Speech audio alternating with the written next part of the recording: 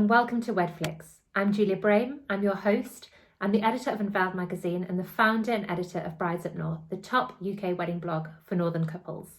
Today's show is for brides who love their fashion, full stop. I am welcoming design talent Felisiti Greis to the show. Wow, her dresses are to die for, and she's going to be talking to us all about her inspiration, about her background, and about making it as a Black designer in today's society. We are proud to have her as a member of our Unveiled network, and I can't wait to share this episode with you. So, hi Felicity, welcome to the show. Hi, Julie. Everybody at home, this is Felicity. She's a member of our Unveiled network, and she is the owner of the brand Felisiti Greis, which is a beautiful bespoke bridal gown company. So Felicity, would you like to introduce Felisiti Greis to us and tell us a bit more about yourself? Yeah, thank you so much for having me, Julia. So my name is Felicity, and I am the founder and creative director of Felisiti Greis. So I design bespoke garments and bridal wear. So I make bridesmaids dresses, flower girls, and mother of the bride. Every dress for any occasion I design. So also I design evening wears as part of what I do. Yeah. I didn't know you designed evening wear. As soon as we can have a party again, I'm going to be on your case. In fact, for the Unveiled Network annual gathering, I'm going to be on your case for some evening wear for yours truly. But yeah. Wow. And what I would say is get on over to Felicity's Instagram, which we'll share details of later, because you need to check out these designs, everybody, because I came across Felicity a bit before we got together through the network, but now I've really got the chance to get to know her work, and it is exquisite, absolutely incredible wedding gowns. And everybody knows that I'm a big wedding gown lover. Bridal fashion is my favourite thing, so I know it well. So Felicity, okay, you have everybody's dream job. Well, my dream job. So a lot of people's dream job. Yeah. How did you get into it? What's your background?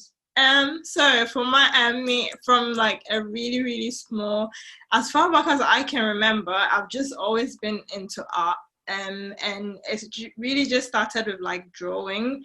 You know, as a child, like every child draws, that's like in us. But I was like almost like ahead of the pack. It was defining, yeah. So it was very clear that it was my talent from like the get-go, and I'm very strong-willed, so I decided to like pursue it, and this is back in Ghana, so that's where I'm from originally, and this is where it started. So I've just done like so many different art fields, and I used to do portraiture, I've done ceramic, sculpture, metal, so I really just tried my hands on every single art field, and I used to love every single one that I did, but it wasn't until I moved to London. I wanted to be an architect, but when I moved to London, I just got to London, especially Oxford Street. So when I got there, there was just like so many different, you know, people and diverse people. So it just hit me. I was like, I think I want to be like a fashion designer, because like just seeing how everybody expresses themselves through what they wear. And then I had the opportunity to go to college here, so that was just what really sort of, it was almost like a light bulb moment for me. And yeah, so I tried to pursue it. My mom wanted me to do something science-based, because she thought, okay, you're a good student, and in quote, like, you're supposed to do something, you know, sciencey, because art is basically not, sad to say, not as respected before, but I actually pushed through, and now she's like so proud of me. She's like, she looks back and she's like, I am so proud of you now. So that's how I got into fashion. And then as for wedding dresses, it's just, I love the whole intricacy and how meticulous, because I actually get bored with just designing basic stuff. Like I don't enjoy it, but I enjoy like meticulous and just like really intricate stuff. So that's why I enjoy doing wedding dresses so much. I think the idea as well of like one gown for like supposedly the best day of your life is like that sort of fairy tale idea, isn't it? So it really has to be super special. So as a designer, to make that sort of piece is a real privilege. So you kind of, it heightens the importance of it. I know what you mean about being bored by other fashion, because I used to want to work in fashion journalism way back when, and I went down the respected route and became a lawyer, and then flipped it all on its head and got into bridal media. And back when I was a fashion journalist, sort of bridal journalism was seen as like not cool, essentially. So I don't know whether kind of in fashion design, bridal design is sort of seen as a little bit not cool, but it's, once you kind of come over to the bridal side, I think it killed my love for fashion, like, you know, ready to wear, really. Because the craftsmanship and the design skills and the hidden sort of, funny that you wanted to be an architect, because the hidden architecture and things like that in the dresses, it's very much not the safe, boring option. It's just a world. So when you said you went to college, was that to do fashion design? No, so I went to college because when I moved here from Ghana I had to sort of go to school. So I went to do like BTech art and design. So that was where, because I had to start from somewhere, and I just went to, it was basically like photography, fashion and art and design, so like more crafty stuff.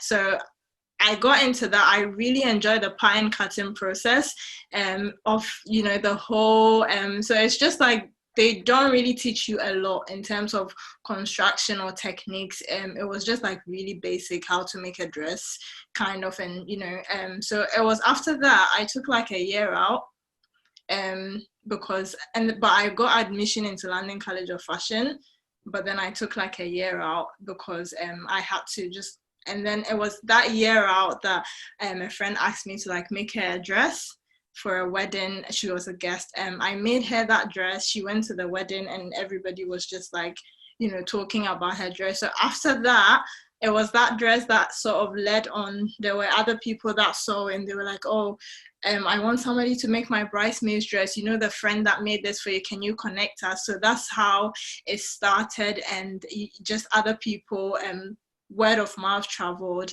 Then I got into basically making bridesmaids dress. So I got sort of like thrown into bridal industry without even wanting it. But I just feel like the way I work, I was meant to be in bridal, because I just approach my, even dresses, I approach it as if I'm like working with a clay. Because like, if you've ever, like anybody that's done ceramics before knows, like you have to be patient, because you need to age the clay, you need to like knead it. It takes like a lot of meticulous work. So I think I just approach like fashion the same way in my bridal and in making my dresses. So took the year out, went to London College of Fashion for like a year and didn't actually enjoy it, which is sad because it wasn't what I was expecting. I think I'm one of the few people who express that, because I know a few people that said that as well.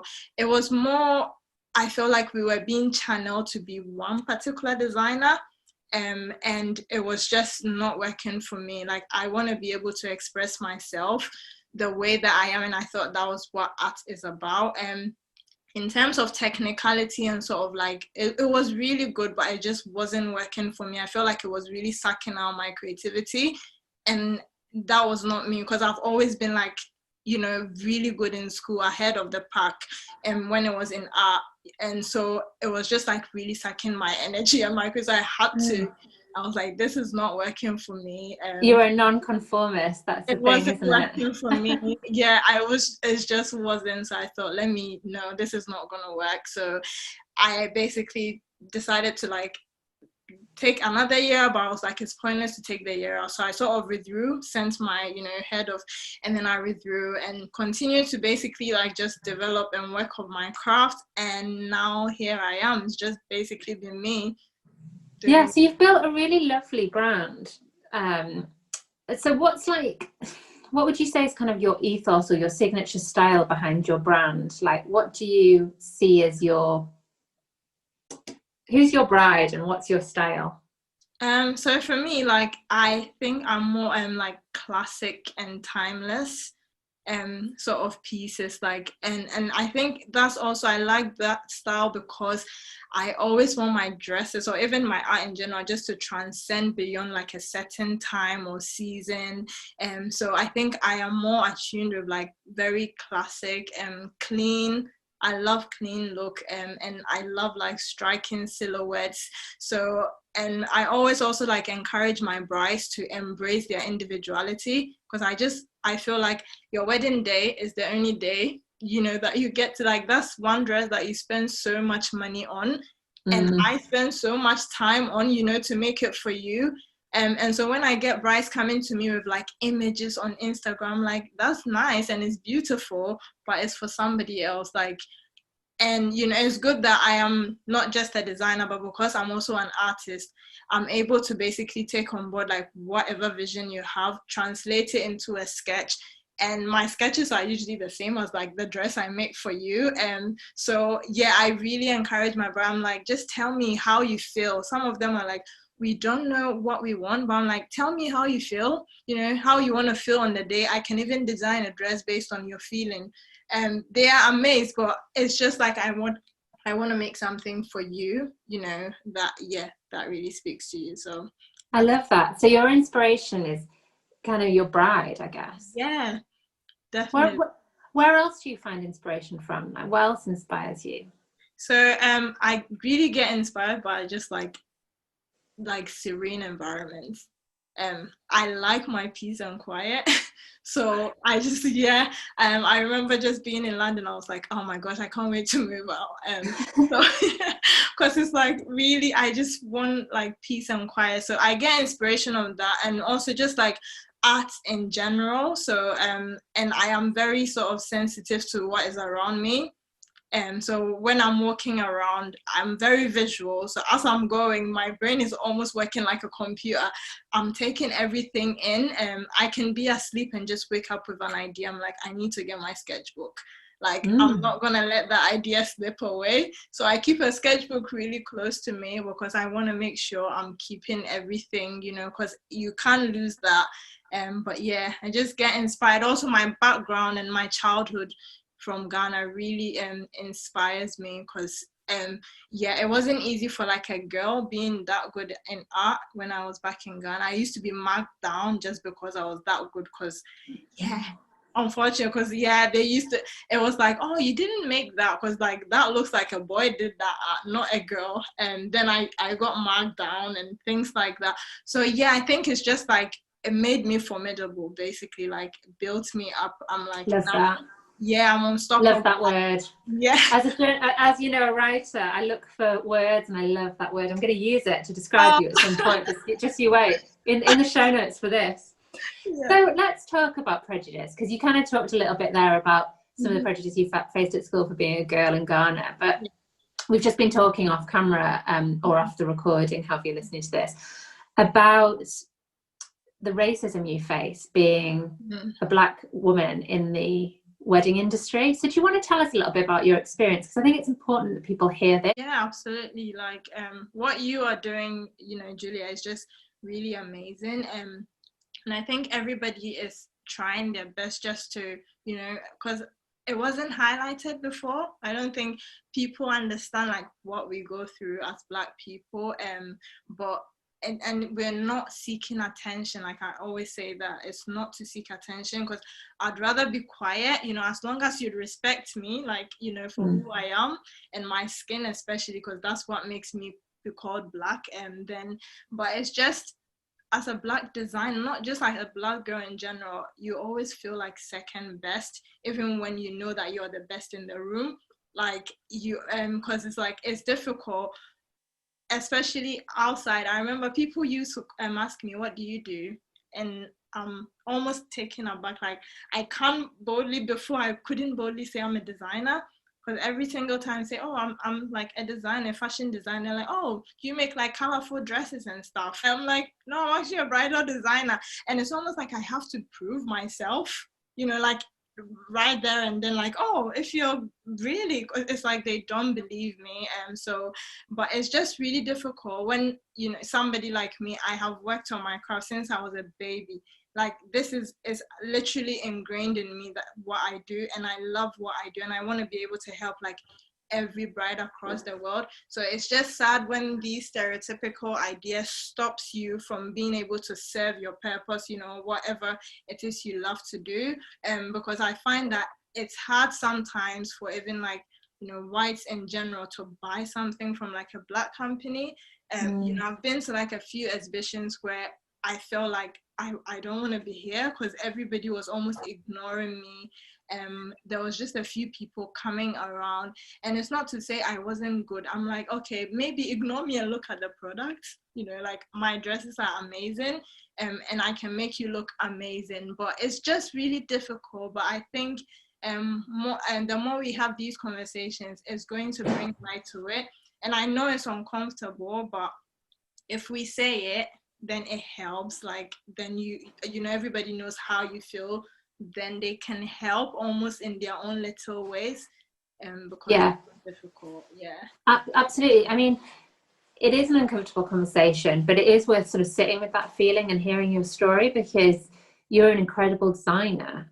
I mean, and it's very evident from the brand you've built and the images we see, that's the case. So there's no reason why you shouldn't be chosen, you know, to design someone's dress. And if it is, you feel based on that, then that's really sad. So I think it is worth sort of sitting with that and putting it out there and people taking it on board. But we need to be very, very mindful, and we do need to be working towards solving this problem.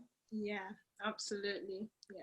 So, Felicity, if a bride books you, what's the process then? Because every gown you design at the moment, on the whole, is bespoke, right? Yeah, on the whole, it's bespoke. Yeah. I say on the whole because she does. I say on the whole because Felicity has a little 4-piece debut collection. Yeah. That she's been photographing. So let's talk about the debut collection first, and then we'll go on to the bespoke process. Right. Okay. So my debut collection is called Adia Pena. So Adia Pena is an Akan, where so it's an Akan phrase that basically means something that is so rare that is difficult to find anywhere else. So it's from my tribe in Ghana. So that's like a Ghanaian Chi word. And so what inspired the collection basically is just the resourcefulness of the everyday woman. So I remember when I was young, like, and even now, like, my mom or my grandma, like, they always knew how to make things work, basically, like, with the smallest things. It doesn't matter, like, as long as they had something in their hand, they would make it work. And I think it was just that inspiring. And even my life in general has been, you know, about resourcefulness, like, always making things work. Like, there's nothing, even for my brides, that's why I go the extra mile just to make things. So that inspired me, and also just my desire for like quality craftsmanship. You know, I didn't sort of study at or go and, you know, work under any big fashion names, but this thing I always say is like, all these big fashion names, before they were born into this world, there were no manual for them to follow. They had to make their own techniques. Like, it's beautiful that we get references from them and learn from them, but I'm like, we need to also make our own path, learn our own things, and create new techniques. Like, I need to make new techniques for like the other generation coming after us to be able to learn. So for me, I am very much like into craftsmanship. Nobody taught me. I have learned it, and I feel like even though I didn't learn from any big fashion houses or work under any, I am still more than capable. So that in general also really inspired the collection, because I wanted everybody to see what truly, you know, craftsmanship means to me. And I love embellishment, so I made sure I put all of that, you know, as part of the collection. And also just in general, just like want women to look beautiful, like, and that the dresses in the collection, even though it's just a 4-piece collection, every single one of them is so beautiful and just so well thought out and constructed, like, perfectly. So yeah, that's really what inspired that collection. Fantastic. And so when a bride then comes to you for a bespoke gown, what's the process of working with you? Like where do you begin? Yeah, so it always begins with like a consultation for me, and usually when a bride comes or gets in touch with me for the first time, it could be via my website or Instagram or just a phone call. I would sort of arrange like a consultation with you, which is like a design appointment for like a preferred date to you. And I'm quite flexible, so I am happy to work around my brides when I have the time.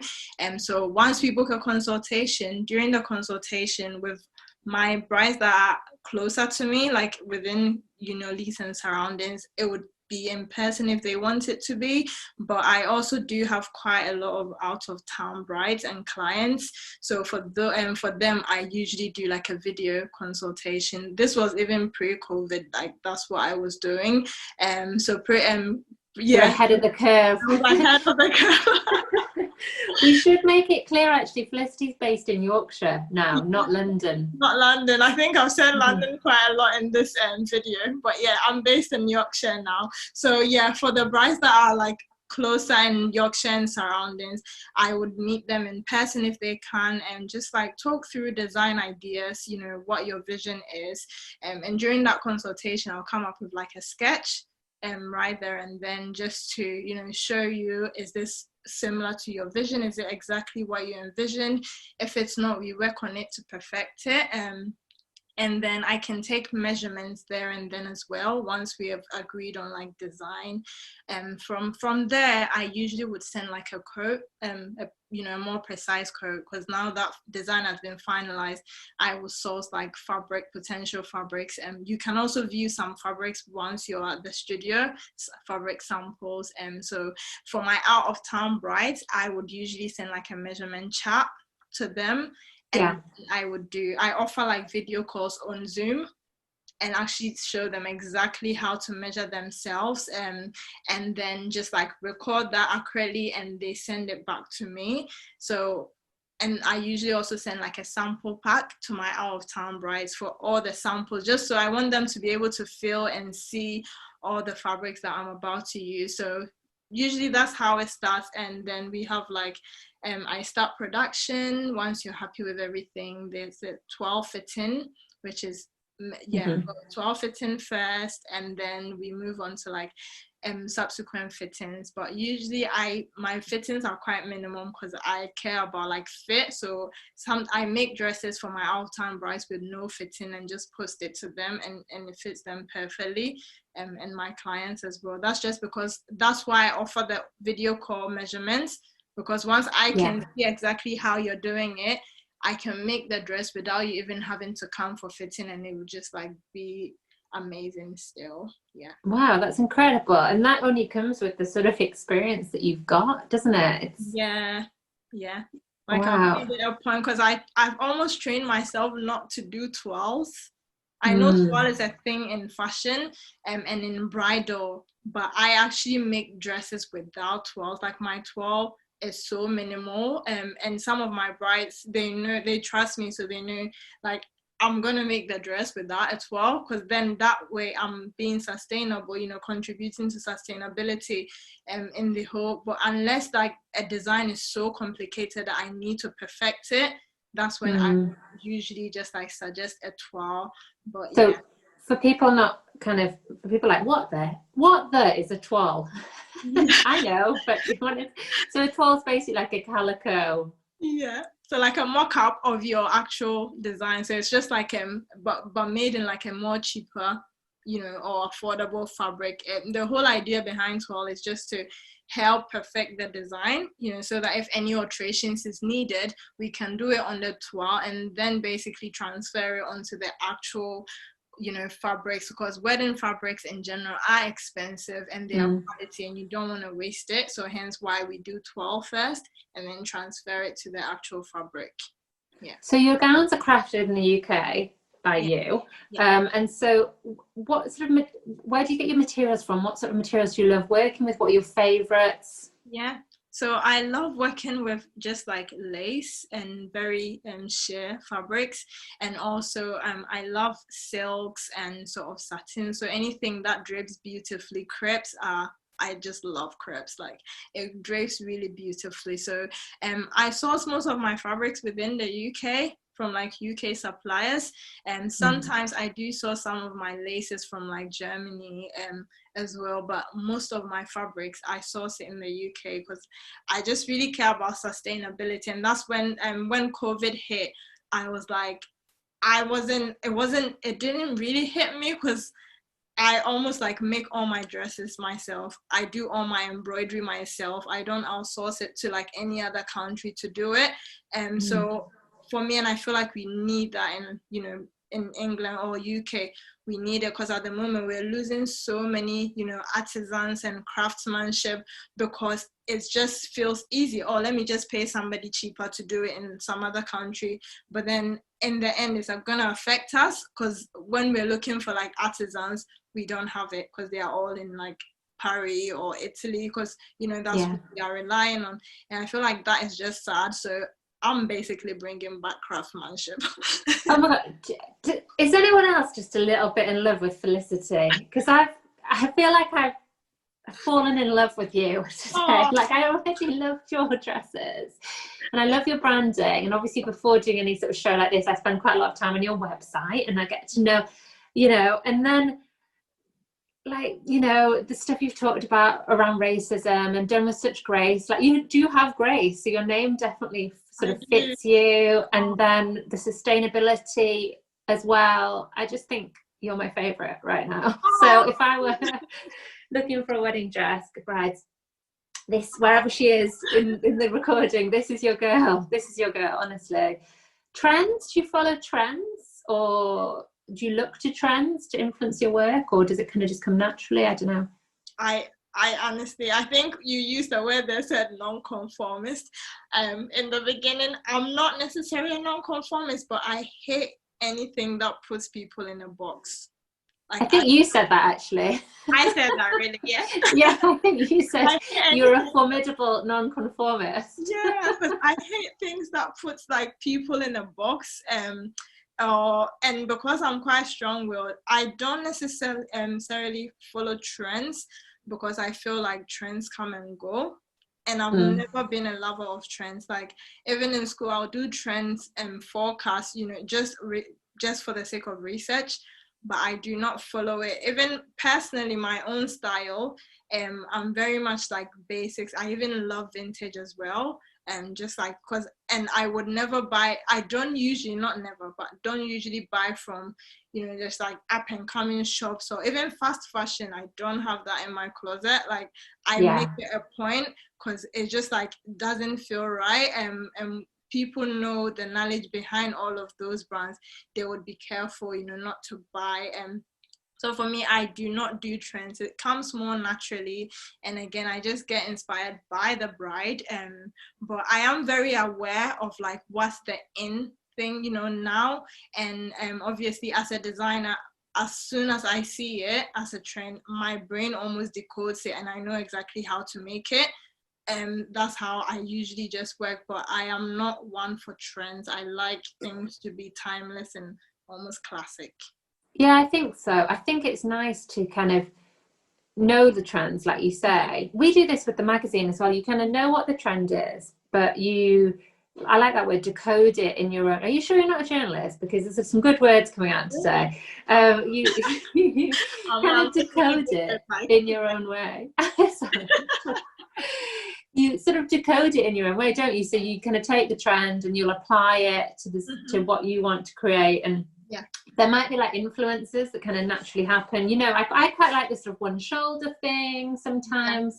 And I quite like, this is how I'm feeling at the moment. It's just kind of, you know, big one shoulder. For your evening wear, by the way. Sorry? You're giving me hints for your evening wear for our annual. So you can keep talking. I actually love it. I will hear you. Yeah. Well, I like simple, same as you in my own style. So I like kind of simple shapes. One shoulder I like at the minute, and then in bridal, not necessarily for myself, I like a bit of floatiness, bit of a floaty sleeve, or like you were saying, the crepe with the draping. I like that at the minute, and I think that's a little bit kind of, I think we need a bit of romance in our lives to counteract all the news that we're being fed daily. So I think I like that sort of dreamy kind of Guinevere thing that's going on. But that's definitely a trend. So you'd have to try and interpret that in your own way, I think. I will. Yeah.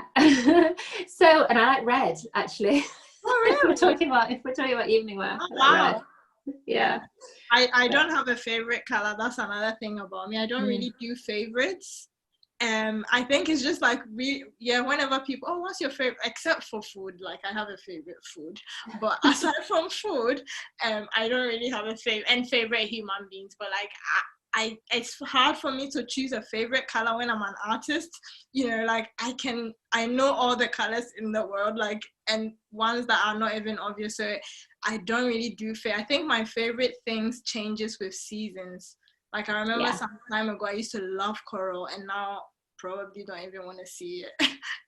So it changes. That's how. I know where you're coming from. I do that every single year as well. I'm like, ooh, autumn's my favorite, you know, and then I'm like, ooh, Christmas is my favorite, and then it'll get to spring. I'll be like, oh yeah, spring, and then so you kind of, I'm the same. I'm fickle. My mood changes, but I think that's nice in the sort of industry we're in that you can keep adapting, keep being creative, because if you just stuck to one style or one color, or you know, it'd be pretty boring, wouldn't it? So okay, what's next for Felicity and her brand Felisiti Greis? So the Felicity Greis at the moment, it just still feels like my baby. You know, like it's very young, and I'm trying to grow it, get more people to know about my brand and my work, and how I can actually serve industry and brides in general. And so another thing that I do is also I love making flower girls dresses, like. And I actually enjoy it more. I think I'm more biased when it comes to that. So I am looking, hoping that in the future I will sort of start maybe finding some stockists, and you know, to just get some. I do really want to start with flower girls, and hopefully in the future, if I do want to maybe sort of have a collection where I can get stockists for brides, then. But I definitely feel like I am actually working on like getting those flower girl pieces ready and start maybe talking to some potential stockists who may be interested. So yeah. Fantastic. Well, I know a lot of boutiques. Oh, I will come and see you, Julia. Yeah, you should. I know a lot of boutiques I can introduce you to. We should also, before we go, talk about your contribution to the NHS Wedding Competition. Oh, yes. That the lovely duo at Veil and Gun and the Unveiled Network, so many of you have contributed to a wedding for a really lovely couple who've just been told about their prize, and yes, you'll be making a bespoke gown. Yeah, I am so excited about that, honestly.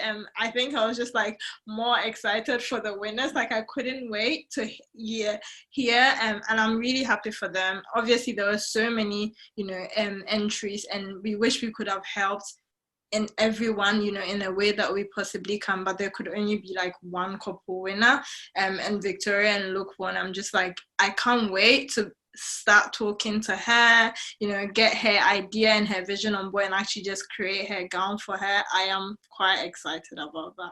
Me too. And if you follow on our feeds, which I'm sure you will, to have found this program, then you'll have seen the announcement video where Lauren and Millie tell Victoria and Luke that they've won. And everyone who entered, it was a competition for NHS workers who wanted to get married. It was a full wedding worth like £30,000 upwards at Charlton Hall in Northumberland.